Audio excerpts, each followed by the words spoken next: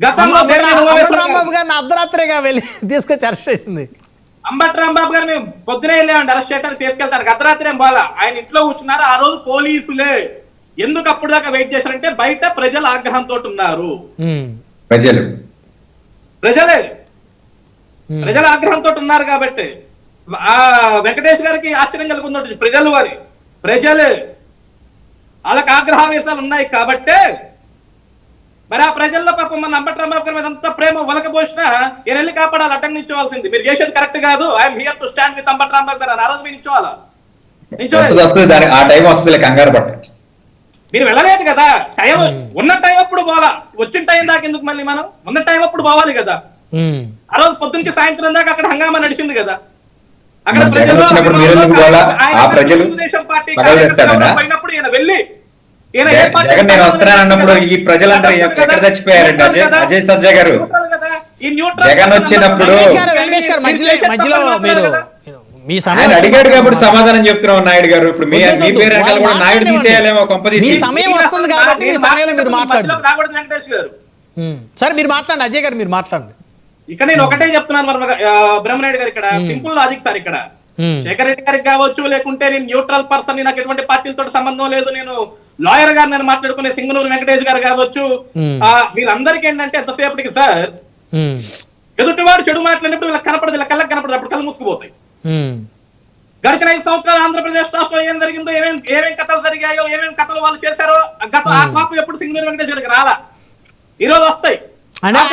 గత 5 సంవత్సరాలు వెంకటేష్ గారికి బాగా పరిపాలన, రాజ్యాంగం బాగా నడిచినట్టు వారికి అనిపించింది. ఇప్పుడు వారికి ఎందుకు అనిపించట్లేదు? అదే సార్ నేనేమంటున్నా, అప్పుల్లో పాపం చాలా అద్భుతంగా పరిపాలన ఉంది.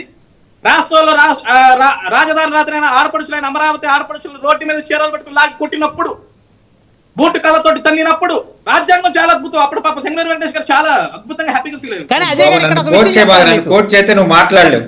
అజయ్ గారు ఇక్కడ విషయం చెప్పాలి. గత ప్రభుత్వంలో కూడా నా పేరు ఎందుకు మధ్యలో నా నామస్మరణ ఎందుకు? పుణ్యం రాదు నా నామస్మరణ. 7 కొండల వాడి మీద నామస్మరణ చేయి. నా నామస్మరణ చేస్తే ఏమైంది? నేనేం గెలకలేదు, నిన్ను గెలకాల్సిన అవసరం ఏముంది? నాకేం అవసరం? వద్దులేదు, మీ ఇద్దరు వ్యక్తిగతంగా దయచేసి మాట్లాడుకోవద్దు. అజయ్ గారు మళ్ళీ వెంకటేష్ నా నామస్మరణ ఎందుకు చేస్తున్నాడు అని అనవసరంగా. ఆయన పార్టీ భావజాలం ఏంటో, ఆయన పార్టీ ఏంటో ఆయన చెప్పుకోమనంటే మా గురించి ఎందుకు మధ్యలో? అజయ్ గారు 1 by 1 మాట్లాడదాం సార్, ఎందుకంటే చాలా సమయం మీరు కూడా 1 by 1 మాట్లాడదాం. వెంకటేష్ గారు, సో ఒక అడ్వకేట్గా నిష్పక్షపాతంగా మీరు మాట్లాడతారని ఆశిస్తున్నాం, నేను అజయ్ సజ్జయ్ గారు ఇద్దరం. అయితే ఒక ఐపీఎస్ అధికారి ఆవేదన విన్నారు కదా, సో ఆయన ఆవేదనని విన్న తర్వాత ఆయన బలిపశువు అయ్యారా, బలిపశువును చేశారా, ఏం చెప్తారు? బ్రహ్మనాయుడు గారు, ముందుగా మీకు ప్యానల్లో ఉన్న పెద్దలకి మీ వీక్షకులకి అందరికి కూడా వెరీ గుడ్ ఈవినింగ్ అండి. నిష్పక్షపాతంగా చెప్పాలంటే ఐపీఎస్ ఆఫీసర్ ఏమి చిన్నపిల్లడేం కాదు. ఎవడో వచ్చి తప్పు చేయమంటేనో, అధికారంలో ఉన్నవాడేళ్ళి ఎవడో సంక నాగమంటేనో నాగటానికి 100% నాలెడ్జ్ ఉన్నటువంటి పర్సన్ చట్టాల గురించి